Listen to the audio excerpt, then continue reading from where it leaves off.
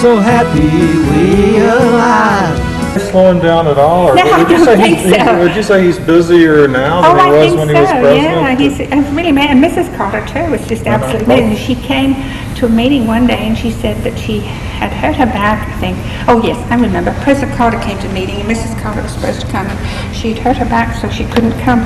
But the next week she was on a plane going to the Philippines and Indonesia, you know. And of course all this is in addition to the work they do at Habitat. And Mrs. Carter, of course, is interested in mental health. And she has got some very interesting programs in that regard. And she also has a program that talks about respite care for people who are taking care of older people. Because as you get older, if your parents need a lot of care, it becomes very, very difficult. And so she's been instrumental in figuring out ways in which some relief can be given to those people who have that constant care that they have to give. So, you know, so many, many things that are just, it's so difficult to get a grasp of all of it. And that's so interesting. Then they had some interfaith health programs, which was generated in order to say there's some health problems that we have in the community, some of which can be addressed by local churches. And churches traditionally have had hospitals, you know, there's the Lutheran and a lot of those have been sold off to these hospitals chains. And so it seemed like there was a good opportunity there to fill a void where local people could have perhaps drug programs, perhaps go out to all the people who are new in their parish to see that they had insurance or advise them on different things. And that has been very successful. And what they've done with that is, for instance, when they have a cafeteria that will feed the homeless, say 500, they put it on the internet with information of how to do this. And so anybody who wants to do the same thing can then go in, tap in that to find out what is the best way to set that up. Oh, that's wonderful. Yeah, so there's so many programs, it's almost impossible to tell you about them all. And is it mostly available through the Carter website? I think they've set up their own, but they had a lot of convocations of different religions here, you know, priests, bishops, ministers from different religions who came and met initially when the first thing was kicked off, and a lot of that work is going on, which the Carter Center really participates in very little now, but they were instrumental in beginning some of those things. The Carter Center, the work itself is altruistic by its very nature, but it's not. It's practical. It's not enmeshed in any formal religious organization. No, none at all. No, it's interdenominational. At the church, there's a chapel here, and that is very definitely interdenominational. Everything is interdenominational. There is no particular. No particular religion that gets a lot of attention. Of course, President Carter teaches in his own church, but that is not a factor. So it's very interdenominational. Muslims, Catholics, doesn't make any difference. Open to all and treat all the same.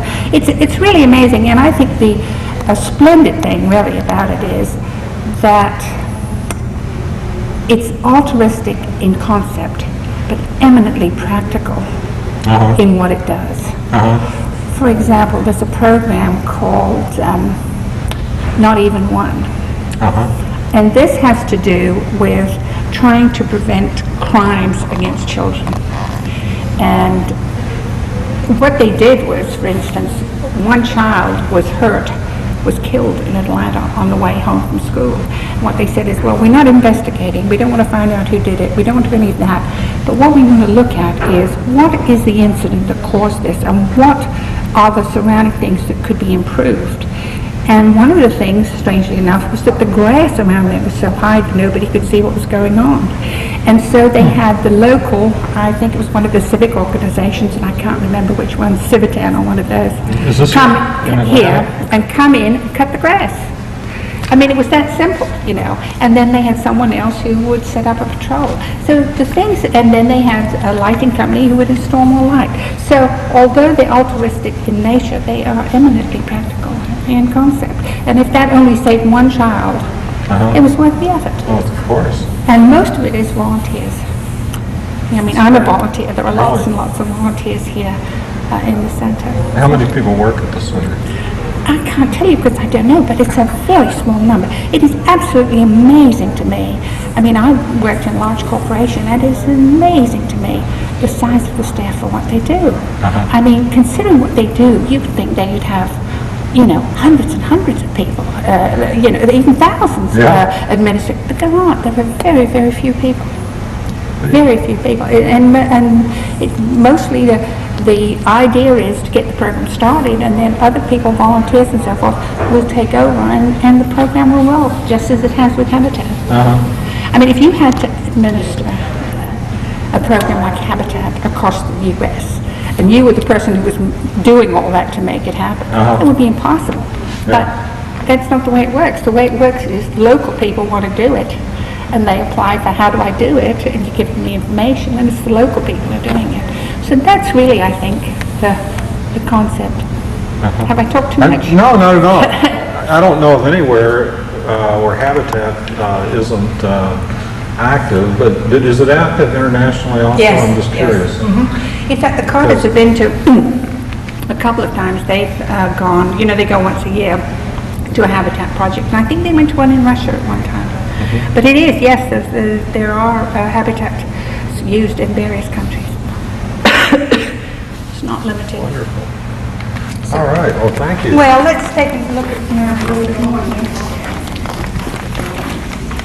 These offices in here are mostly staff offices that run back and forth through here. There's a mail room, there's a Secret Service office, and there's some other offices that take care of scheduling for President Trump. This is a gift from a woman who is a judge in Georgia. Do the Carters come here every week or two?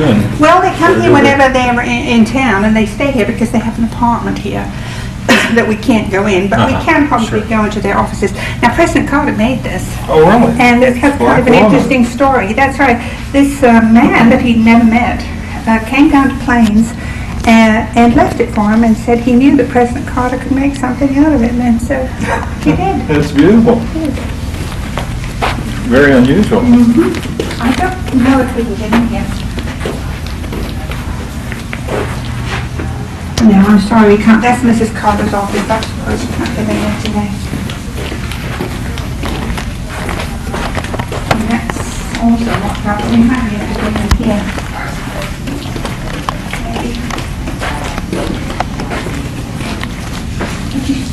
Is there any chance we could, I have a visit here to send us Jack Carter, and we were wondering if we could take a look in. If we can get security to open them, because some of us have keys. Oh. But if you run down Jeff or Tim or somebody, they'd be happy to. Okay, well, I really would like them to see it. I'm sorry that sure. I didn't realize. I think this is the only time I've ever been on a tour where they've been locked. I'm sorry. Okay, it's all right. We'll see if we can find something Okay, for us. Daddy or Gwen ought to be able to call somebody to come over there. Okay, thanks. Thanks so much. We'll do that.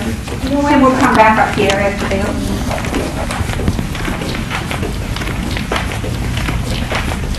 Everything's around. I like that. Yeah, it's a nice concept. The views from those windows are really nice. They look over the gardens, and it's very attractive. So we'll see if we can get somebody to open up. She's calling somebody. Oh, we'll go and look around and then come back. Okay, sure. I'll speak to get President Ms. Carter's office open for a volunteer to take a guest around.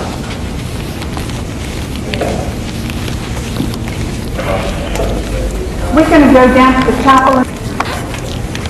You really get a workout when you come here because there's so many steps. That's my gift card. Oh, yes? I painted it.